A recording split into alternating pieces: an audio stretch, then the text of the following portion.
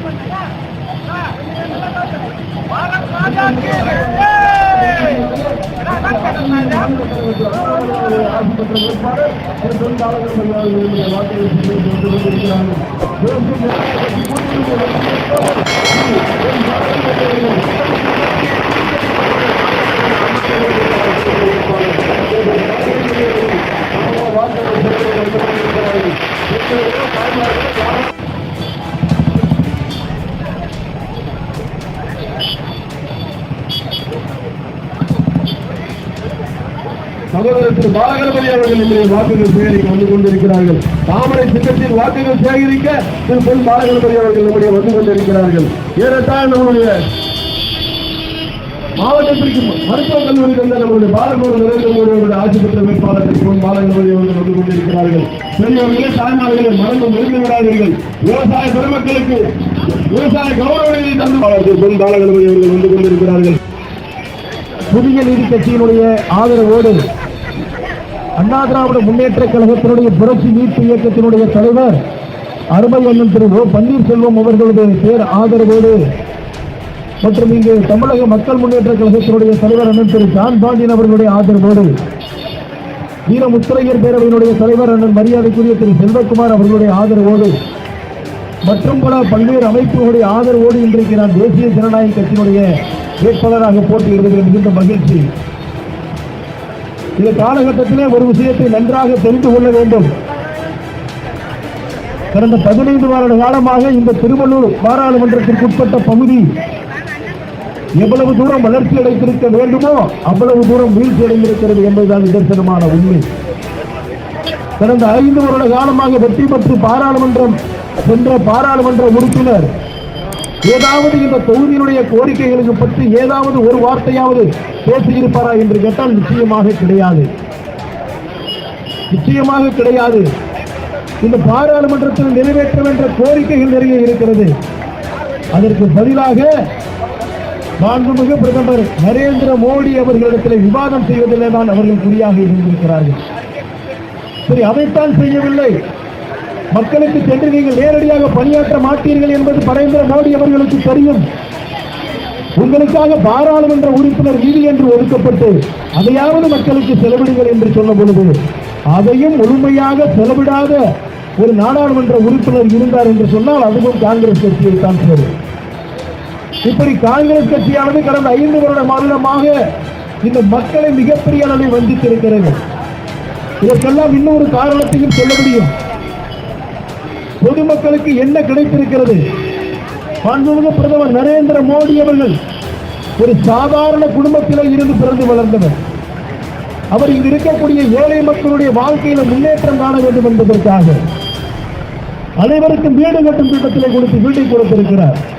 அனைவருக்கும் இலவச கழிப்பறை கொடுத்திருக்கிறார். அனைவருக்கும் கேஸ் சிலிண்டர் இணைப்பு கொடுத்திருக்கிறார்.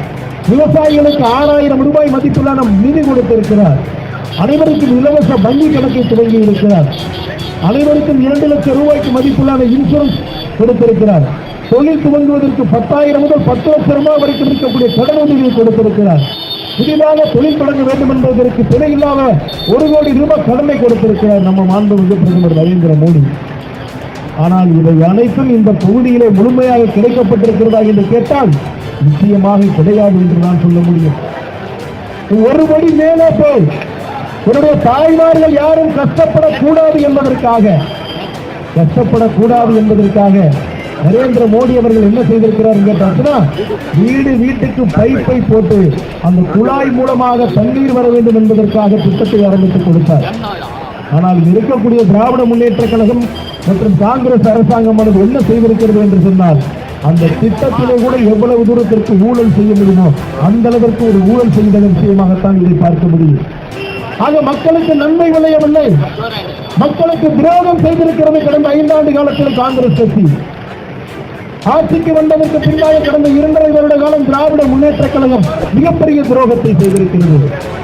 இதையெல்லாம் போக்குவதற்காகத்தான் இன்றைக்கு மாண்புமிகு பிரதமர் நரேந்திர மோடி அவர்கள் இன்றைக்கு ஒரு மிகப்பெரிய வாய்ப்பை இன்றைக்கு நமக்கு நல்கியிருக்கிறார்கள். இளவருமை சகோதரர்களே, எப்படியாவது நலத்திட்டங்கள் மக்களுக்கு கொண்டு சேர்க்கப்பட வேண்டும் என்பதற்காக கூப்பிட்ட பொருளுக்கு ஓடோடி வருவதற்காக இன்றைக்கு நான் வேட்பாளராக போட்டியிட்டுக் கொண்டிருக்கிறேன். நான் ஒரு விஷயத்தை சொல்லிக்கொள்ள கடமைப்பட்டிருக்கிறேன். நான் ஒரு சாதாரண விவசாயியுடைய மகன். எனக்கு குடும்பத்தினுடைய கஷ்டம் என்னவென்று தெரியும். ஒரு நாளைக்கு விவசாயியாக இருந்து 200 ரூபாயிலிருந்து 300 ரூபாய் வரைக்கும் சம்பாதிக்கக்கூடிய விவசாயிகளுடைய கஷ்டம் என்னவென்று தெரியும். அப்படிப்பட்ட விவசாயிகள் கஷ்டப்படக்கூடாது என்ற ஒரே காரணத்திற்காக நரேந்திர மோடி ஐயா கொடுத்த அத்தனை திட்டங்களையும் இங்கு கொடுக்க விடாமல், பாதி கொடுக்காமல் அதிலும் ஊழல் செய்திருக்கக்கூடிய இந்த விஷயத்தை எல்லாம் நிவர்த்தி செய்ய வேண்டும் என்று சொன்னால், உங்களுக்கு அனைத்து நலன்களும் கிடைக்க வேண்டும் என்று சொன்னால், நீங்கள் வாக்களிக்க வேண்டிய சின்னம் தாமரை சின்னம் என்பதை யாரும் மறந்துவிடக் கூடாது.